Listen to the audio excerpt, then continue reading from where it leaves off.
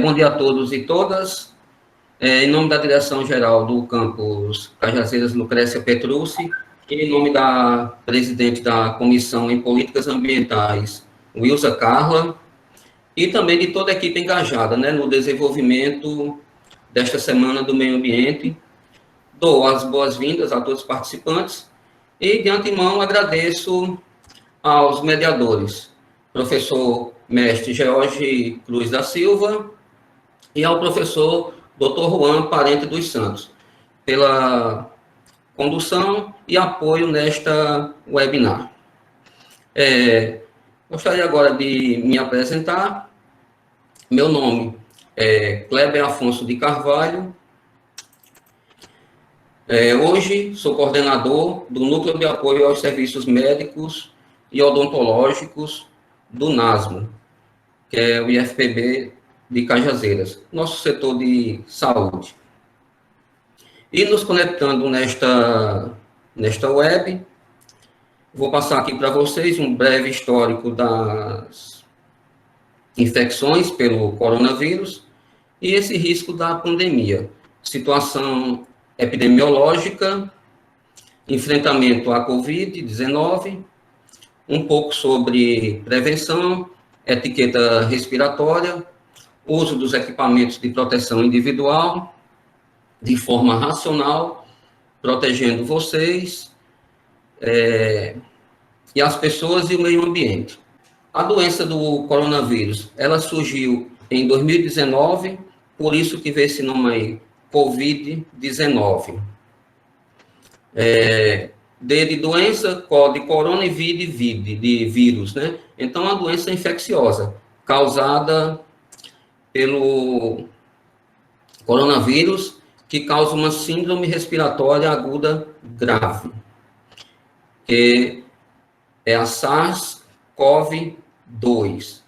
Por que SARS-CoV-2? Porque já temos anteriormente a primeira SARS-CoV-1, que provocaria, no caso aí, o H1N1. O coronavírus é da família Coronaviridae. Eles são vírus de RNA envelopados, encontrados em humanos, mamíferos e aves, e os responsáveis pelas doenças pulmonares, hepática, também atinge o sistema nervoso central e intestinal. Ele é zoonótico, provavelmente pela sua sequência genética, ele vem originado aí do morcego, sendo esta a provável origem em humanos. Acredita-se que o morcego tenha contaminado este outro animal aí que aparece na imagem, parece com o nosso tatu, é o pangolim, originário lá da China, é um animal silvestre e possivelmente tenha sido comercializado no comércio de carnes lá na China, na cidade de Wuhan, em meados de dezembro de 2019. Os primeiros casos que ocorreram aí nesta cidade, eles se espalharam aí mundialmente. Como que ocorre essa questão aí da pandemia, dessa se espalhar? Porque hoje em dia muita gente transita aí de um local para outro, então a forma mais rápida são os voos comerciais. Às vezes a pessoa vai a trabalho, alguma coisa, acaba contraindo a doença e trazendo para o seu país de origem. Então, também tivemos a SARS em 2002 e 2003, que é uma epidemia respiratória grave também, e a MERS em 2012, que é a síndrome respiratória do Oriente Médio. Provavelmente o morcego que contaminou um camelo, que teve contato com um humano e depois passou a ter essa contaminação entre seres humanos. No caso, não chegou a ser uma pandemia, mas foi uma epidemia na região do Oriente Médio. Aí temos aqui as manifestações clínicas. O período de incubação entre a exposição do vírus e o início dos sintomas, ele é variado, pode ser de 1 a 14 dias, ou de 2 a 14 dias, né? Aí vale ressaltar que, assim, a doença pode ser transmitida para outras pessoas. O COVID ele apresenta manifestações sistêmicas ou respiratórias, assim, de forma também assintomática. Nos pacientes sintomáticos, além dos sintomas respiratórios, pode apresentar gastrointestinais, cardiovascular e que são, assim, menos comuns, certo? Os sinais mais inespecíficos, aí sim, eles podem ser febre, a partir de 37,8 graus é considerado a febre, tosse seca, fadiga, expectoração, você começa a produzir o catarro, falta de ar, que é a dispneia, dores musculares, dor de cabeça e náusea e também diarreia. Geralmente essas manifestações clínicas, realmente não é porque você está com a dor de cabeça, já vai achar que tá doente, né? Que está com a Covid-19. Geralmente uma associação, uma dor de garganta com uma dor de cabeça, uma febre com a tosse seca. Na maioria dos casos, praticamente de 85% a 90%, apresenta febre. Pode ser uma febre passageira, uma febre rápida, mas também pode ser uma febre que ela possa demorar 1, 2 dias ou até mais.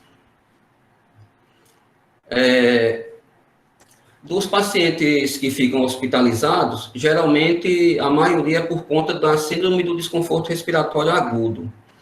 Ele vai sentir aquela falta de ar, acaba sendo hospitalizado. Não necessariamente vá para uma UTI, mas já fica ali numa retaguarda. Aí pode aparecer o quê? Algumas infecções secundárias, uma sepse, né, que é uma infecção generalizada. Pode aparecer também lesão renal, lesão cardíaca, entre outras manifestações. Para se obter o diagnóstico da COVID, através de um teste que eles chamam de teste de reação em cadeia, que eles vão fazer a RT ou PCR. Aí, como é que é feito essa coleta? Nessa primeira imagem aí, é o suave. O suave é a introdução de um cotonete estéril dentro da narina, ou pode ser também feito pela boca até chegar na garganta. É feito essa coleta desse material, colocado de volta no ambiente estéril e encaminhado para o laboratório. Geralmente vai para o LACEN, né, para o laboratório central de cada estado. Chegando lá no LACEN, ele vai ser analisado. Como está tendo muita demanda, acaba demorando muito, mais de 2, 3, 4, até 5 dias, dependendo da demanda. Aí, com o passar do tempo, foi chegando aí o teste rápido, que leva em média aí a 15 minutos, e o teste rápido, a PCR é feita aí através do sangue. Observa aí na figura aí, eles perfuram com agulha no dedo, coleta a gota de sangue, coloca no teste rápido, coloca um reagente e aguarda aí os 15 minutos. E outra forma de comprovar realmente se é a COVID é pela tomografia, porque os estudos mostram que a relação entre uma pneumonia comum e a pneumonia causada pelo corona, as imagens elas mostram-se diferentes. E como é que ocorre aí a transmissão? Já falei que ela pode ser transmitida de pessoa a pessoa, por meio de contato com as secreções, e as secreções, no caso, respiratórias, que são expelidas, as gotículas, através da tosse, do espirro, do catarro, contato pessoal próximo, aperto de mão, contato com objetos ou superfícies contaminadas, seguido de contato com a boca, nariz e olhos, né? Então, você vê que aparece aí o celular. Aí, veja se existe a real necessidade, caso você sair para a rua. A gente orienta, usar máscara. Use máscara, leve o seu álcool em gel. Tem a necessidade de levar o celular? Então, preste atenção a uns cuidados. A questão da higienização do aparelho, porque você pode tocar em alguma superfície contaminada. Se você não fizer a higienização das mãos antes do contato com o celular e você for conversar com alguém através do aparelho, você vai estar levando a contaminação para você, que vai estar levando o aparelho para próximo da boca, mesmo estando com a máscara, mas também tem a questão aí dos olhos, né, se não tiverem protegidos. Meu amigo Kleber, me permita, por gentileza, fazer uma observação aqui, acabei tirando uma dúvida. Se for permitido, por favor, volte para o slide anterior. Pode ser? Isso. Sim. Aí, em relação ao diagnóstico. Explica para a gente, por gentileza, como é que está hoje a situação da fidelização desse exame, o grau de confiança desses dois tipos de exame que existe aqui no município de Cajazeiras, por exemplo. Como é que está a situação nossa, do Sertão da Paraíba? O mais confiante é o SUAB, certo? É feito num laboratório, numa máquina específica. Agora, o outro, que é o teste rápido, que é feito aí em 15 minutos, para ser feito o teste rápido, você tem que estar, antes era entre o 7º e o 10º dia de doença. Hoje eles já estão colocando através do 8º dia, porque tem gente testando no 7º dia, dá negativo. Às vezes vai testar no 8º dia, aí acaba dando positivo. Aí existem também as questões aí do falso negativo e do falso positivo, certo? E como a doença é nova, os estudos eles vão avançando. Pode ser que venha surgindo novos testes e com a confiabilidade um pouco maior. Eu já ouvi falar que tem uns que são feitos em algumas plaquinhas, é coletado o material, colocado em determinadas placas, mas também você tem que ter o aparelho. É um aparelho um pouquinho maior, só que ainda tem que haver essa questão da produção dele, né? Foi desenvolvido por uma universidade, se não me engano, lá de São Paulo. E ele é bem confiável, só que ainda não tem para disponibilizar para todo o país. Então fica mais complicado. E o teste rápido é o meio mais prático de se chegar a esse resultado. Então, o diagnóstico confiaria mais no caso aí do SUAB. Mas no caso, assim, der um negativo e você continuar apresentando sintomas, alguma coisa, com certeza eles vão fazer a coleta dos dois, para fazer uma conta-prova. Muito obrigado pela explicação. O teste rápido, então, ele é fornecido por uma UBS, por um postinho, pela UPA, a pessoa em Cajazeiras ele é feito na UPA, também no hospital eles têm. Só que assim, para testagem da população, eles fizeram aqui um centro de diagnóstico, né, de atendimento ao pessoal com sintomas do coronavírus.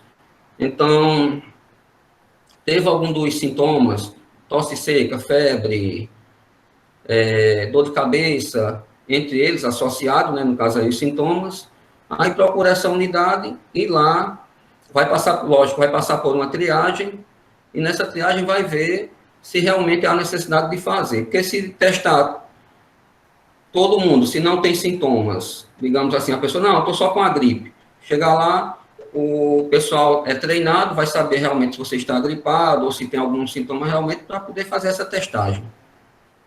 Obrigado, meu querido. Por favor, pode prosseguir aí. Muito obrigado. Nada.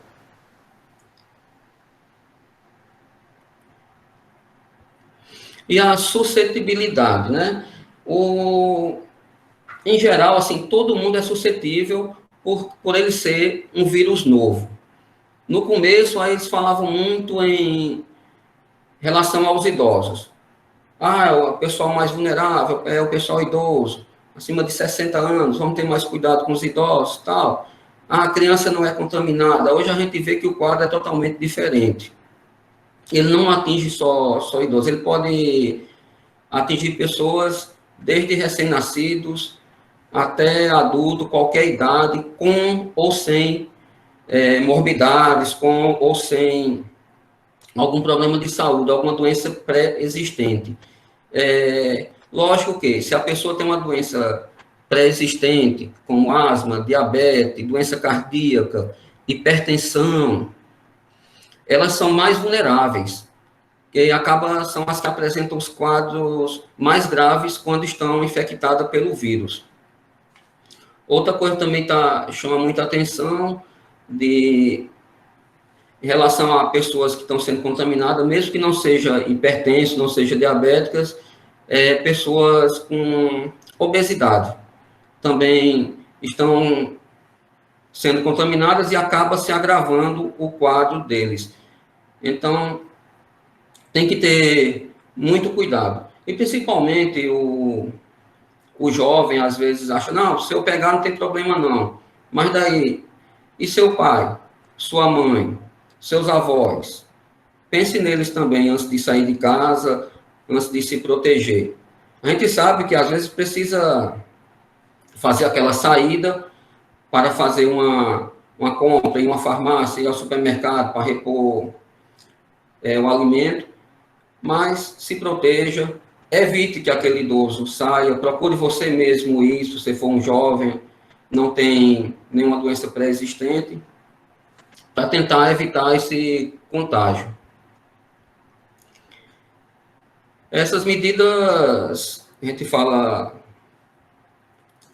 de prevenção, também conhecida também como etiquetas respiratórias, certo? Então, realizar frequentemente a lavagem das mãos, especialmente assim, quando você tiver contato direto ou com pessoas doentes ou com o meio ambiente.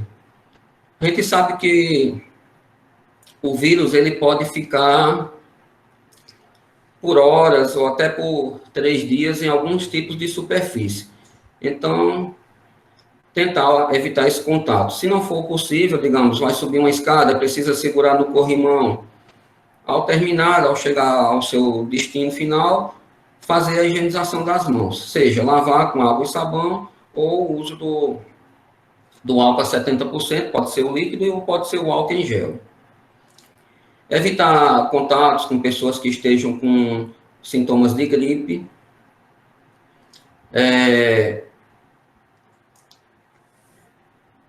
Usar lenço descartável para higiene nasal, caso for espirrar ou tossir, depois faça o descarte consciente. Cobrir a boca quando espirrar ou tossir, faça assim aquele movimento de levar o cotovelo até o nariz. Evitar tocar nos olhos, nariz e boca. Sempre após, se você fizer espirrar alguma coisa ou contato, sempre, vou estar repetindo, higienize as mãos. Independente, seja com álcool gel, com sabão. Não compartilhe objetos. Os objetos eles são de uso pessoal, como talheres, pratos, copos, garrafas. Celular não é para estar compartilhando, celular é um objeto seu, então evite estar fazendo esse compartilhamento. Manter os ambientes arejados, porta, janela aberta, evitar aglomerações. Enfim, são inúmeras as recomendações em relação a essa etiqueta respiratória. E posso até dizer que são novos hábitos que a gente vai aprendendo com essa pandemia, a gente vai levar para o resto da vida isso aí. Vou dar um exemplo assim, se você que essa pandemia aí acabe mais para frente, mas você apareça aí com resfriado comum, esse resfriado sazonal que a gente tem em determinado período do ano. Aí você vai para algum local, use a máscara. Então, é uma coisa que a gente pode levar aí para o resto da vida. Não, estou gripado, vou usar máscara, para quê? Vou me proteger e vou proteger os demais também de evitar essa contaminação por uma gripe. Então, são coisas que vão ficando para a gente em relação a esses hábitos. Além de hábitos também de higiene, quando você vai adentrar a sua casa, evite entrar com chinelo, tira o chinelo, deixa um pano lá umedecido embebido em solução de água sanitária, essa água sanitária de 2 a 2,5%, 50 ml para 1 litro de água, faça essa solução, embeba esse pano na água sanitária, e ao dentro da sua casa, faça uma higienização nos pés e direto para o banho. A roupa que você veio da rua, tira, bota para lavar. Certo? São cuidados que a gente tem que ter cuidados. Tem que ter atenção. Sacolas. Dá um exemplo de sacolas. Quem assistiu o jornal ontem, à noite, pode ter percebido isso também. Lá em Fernando de Noronha, um militar foi contaminado. Aí não teve contato com ninguém. A única coisa foi que ele recebeu um pacote. Então, o que suspeitam? Que tenha vindo o vírus do continente para a ilha através do pacote. Já orientamos lá no campus, em relação ao nosso almoxarifado, em relação ali à guarita, o pessoal que recebe as encomendas do correio, juntamente com o pessoal terceirizado, fazer o quê? Recebeu, já tem a solução sanitizante, faz a higienização desse pacote e a pessoa que depois vai recolher, o pacote já vai estar mais, assim, digamos, seguro em relação a esse recebimento. E a mesma coisa com o pessoal do almoxarifado, que recebe mercadoria constantemente, então tem que ter esse cuidado. Em relação... Só mais uma super rápida aqui, Kleber. Em relação ao slide anterior, sobre as etiquetas de prevenção. Muito joia, isso é o que a gente tem hoje, mas observando a nossa realidade local, aqui no sertão paraibano, tem duas situações que eu particularmente observo, eu gostaria só que você mencionasse, muito breve, em relação à prevenção, há dois tipos de situações. Uma delas é em relação aos trincos e maçanetas de porta. Da sua casa, do banco, entendeu? Do carro, e a outra, a quantidade de mototáxi que existe na cidade. E aí a gente vê o esforço deles, né, em usar máscara, e estar com álcool gel, mas a contaminação ali do guidão da moto, entendeu? Do banco, ali na garupa que o passageiro pega, existiria alguma estratégia que pudesse se encaixar nessas etiquetas também, nessas duas situações? Obrigado. Quanto à maçaneta, higienização. Maçaneta, você fazer a higienização. Em relação ao banco, deveria ter, acho que alguma pessoa ali sempre... eu sei que é complicada a situação, não é fácil não, mas quando você está entrando, geralmente eles higienizam as mãos, certo? Se você está com a mão higienizada, e os demais também, ao chegar ao caixa eletrônico, que deve também... deve ou deveria estar higienizado, então você não vai contaminar desde que não faça o toque das mãos em alguma outra região lá, em algum móvel, algum objeto. Então, acredito que manteria essa higiene desde que faça essa higiene das mãos ao entrar. Outra coisa também, em relação aí à questão de mototáxi, é um pouquinho complicado, né? Que a gente fala do distanciamento, eu não vejo como ter esse distanciamento numa moto. Porque você tem que estar na garupa, então está ali bem colado, né? E ele estando de máscara, seria ideal com capacete fechado, porque você vai de contra ao vento, certo? Se o cara estiver contaminado, eu não sei se realmente você vai estar protegido. E fazer higienização. Pode ser com álcool 70, não o álcool em gel que fica aquela cola, né? Eu digo o álcool líquido mesmo. E tentar, pelo menos, amenizar isso aí. Deu para responder, Juan? Deu sim, esclareceu bastante. Eu tenho várias perguntas aqui, mas você ainda tem 10 slides para apresentar. Eu vou deixar você à vontade. Obrigado. Ok. Em relação às máscaras, essa primeira aí é conhecida como máscara cirúrgica. Por que que no começo da pandemia o pessoal sempre dizia, principalmente o Ministério da Saúde, dizia que a população não deveria usar máscara? Eu acho que era uma tentativa de resguardar os profissionais de saúde, certo? Inclusive, na palestra que dei lá no supermercado aqui da cidade, eu orientei que eles usassem máscara, sim. Podia ser de tecido, mas, de certa forma, não tem... Acho que teria que ter um estudo, sim. Mas a gente vê que você de máscara, o outro de máscara, os dois, um está protegendo o outro. Aí, realmente, acabou faltando para profissionais de saúde esse tipo de máscara cirúrgica da primeira imagem. A N95, que tem aí nessa segunda imagem, a parte de cima superior, essa N95, ela é própria mesmo para quem está cuidando da pessoa doente, seja em casa ou seja no hospital. Então, essa aí, a proteção contra as gotículas é 95%, por isso que é 95%. E a terceira imagem, a máscara de tecido. Ela tem que ter pelo menos 2 camadas, certo? De 100% algodão. Então, inclusive, estamos fabricando no IF, né? A gente distribuiu junto com a campanha de Cajazeira Solidária e com o IF Solidário, a gente fez a distribuição para a população de mais de 2.000 máscaras. Em relação ao descarte, essas são algumas imagens que captei na internet. Em relação ao descarte das máscaras, tem que ter esse descarte, ele tem que ser racional. Não é você pegar a máscara e jogar na rua. Não façam isso, né? Então, o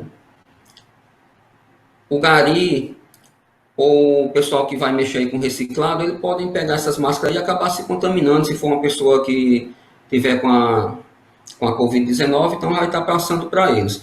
O correto, se você seria jogar numa lixeira, mas aconselho antes, a máscara é sua, você pode ir para casa, chega em casa, não vou usar mais essa, aqui já deu o prazo de validade dela, então vamos lave a máscara, deixe de molho lá na água sanitária, depois faça o descarte, evita assim uma contaminação. Agora, em relação aí ao meio ambiente, você imagina se toda a população estivesse usando a máscara descartável, o quanto de máscara teríamos aí no meio ambiente? Então, esse é o alerta. Usem a máscara de tecido, desde que não seja profissional de saúde, que ele precisa trabalhar com aquela máscara, que ali ao final do plantão ele tem que fazer o descarte. A cada 2 horas ele faz o descarte destas máscaras. Temos aqui algumas orientações. Usar no máximo 2 horas, especialmente para isso, supermercado, farmácia ou algum local similar. Trocar a máscara sempre que ela aparecer úmida. Não compartilhar a sua máscara. Você pode, já foi observado, eu já observei isso, uma pessoa em fila de banco, o outro não podia entrar porque estava sem máscara. A pessoa sai e diz, não, empresta a minha. Quer dizer, não pode, gente, isso aí não. Isso aí, se ele tiver contaminado, ia passar a doença para outro. Sem falar que, mesmo que não tenha doença, seria anti-higiênico. Manter a máscara cobrindo o tempo todo, nariz e boca. Isso é muito importante. Aí, evitar tocar a máscara durante o uso. Se precisar de ajuste, fazê-lo pelas presilhas laterais. Tenha sempre mais de uma máscara, certo? Leve um saquinho reserva, esse saquinho para fazer você retirar uma, higienize as mãos antes de fazer essa retirada, e quando for fazer a retirada, procure dar uma inclinação na cabeça e retirar pelas alças, colocar dentro do saquinho. Esse saquinho, aqui na imagem, orienta ali até jogar o saquinho fora, né? Coloque as máscaras na solução desinfetante. Eu, particularmente, quando eu pego as sacolas, eu também faço essa lavagem das sacolas. Eu coloco a sacola dentro de uma solução, porque assim, o ambiente já está muito poluído. Eu vou estar jogando essas sacolas fora, então eu faço um reaproveitamento. Coloco uma solução sanitizante, depois boto no varal para secar. Voltando aí à questão aí das máscaras, colocou aí na solução sanitizante, deixe passar ali de 15 a 20 minutos. Aí, como eu falei um pouquinho antes aí, ó, 50 ml da água sanitária, a água sanitária tem que ser de 2 a 2,5%, mais 950 ml de água. Feito aí 1 litro, coloca a solução, deixa aí de 15 a 20 minutos. Enxague bem, deixar secar e depois passar o ferro aí, fazer essa engomar, como a gente chama aqui. Então, em relação aqui ao álcool, 70% e sabonete. O álcool 70, sempre foi preconizada essa questão de usar o álcool a 70. Já estou começando a ver aparecer algumas coisas falando em relação ao álcool a 60%. Mas ainda prefiro manter essa aqui do 70%, que eu já vi estudos sobre o 70%, mais confiável. E o sabonete. Aí o que eu quero dizer em relação a isso? Você tem o álcool em gel em casa. Aí, para que você está instante higienizando as mãos com álcool em gel dentro de casa? Se você tem água e sabonete. Então, faça isso. Aproveita aí o água e o sabonete dentro da sua casa. Faça essa higienização constante. Está na sua casa, está no ambiente protegido, certo? E deixe o álcool para fazer a higienização de algumas outras coisas, algum produto, o álcool líquido, para evitar essa exposição, jogar esse álcool fora. O que você pode fazer? Comprar uma garrafinha de álcool um pouquinho maior, para você ter em casa. E se for sair, você pode pegar um frasquinho desses pequenos, reabastece, bota no bolso e vá fazer as suas compras, alguma coisa. Realmente, eu falo sempre se for necessário sair. O ideal é que fique em casa. E falar um pouco de distanciamento e do isolamento. No caso aqui do distanciamento social, que às vezes a gente confunde um pouquinho as questões, mas acho que pela própria figura dá para a gente ter uma ideia. O distanciamento, no caso aí, seria a diminuição de interação entre as pessoas, né, de uma comunidade, para diminuir a velocidade de transmissão do vírus. É uma estratégia adotada para que indivíduos infectados, mais ainda seja assim, os assintomáticos, né, não contaminem os demais, certo? Acho que deu para ficar claro em relação a distanciamento. E no caso, quando a gente fala isolamento social, já é uma medida assim que visa separar as pessoas doentes das demais, né? Então, aquela pessoa, não, você foi diagnosticado. Então, vai para casa, dependendo se é um diagnóstico e a pessoa está assintomática, teve só uma febre, perdeu o paladar, alguma coisa assim, vai para casa e se fica no isolamento domiciliar. Ou se tiver algum sintoma, ele vai ficar no isolamento hospitalar, se ele tiver com falta de ar, precisar de uma assistência um pouquinho maior. Essas medidas, elas são adotadas assim para evitar o contágio, né? Posso falar também assim, tem medidas mais bruscas, mais necessárias, que no caso a gente conhece como o lockdown, né? Que é o bloqueio total, né? Então, acaba bloqueando tudo, mas deixa o pessoal, os essenciais, trabalhando. O pessoal que trabalha com farmácia, supermercados, hospitais, então esses daí eles têm trânsito livre. E conselho aqui que é diga não a quê? Diga não às aglomerações. Se você está indo para o supermercado, vê que o supermercado está muito lotado, vá em outro horário, então vá para outro supermercado. Chegar numa farmácia, um determinado local, tem muita gente, espere, dá uma acalmada para depois entrar. E também, diga não também às fake news, né? Vamos evitar estar compartilhando, verifique antes as fontes, para poder você ter uma tranquilidade em repassar essa mensagem. E eles falam muito a questão de números, né, gente?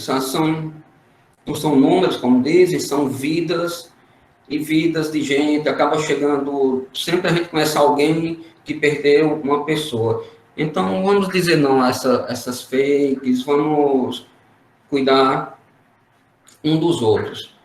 Se eu uso máscara, eu estou me protegendo, mas também estou te protegendo. E se você está usando, você também me protege e protege aos demais.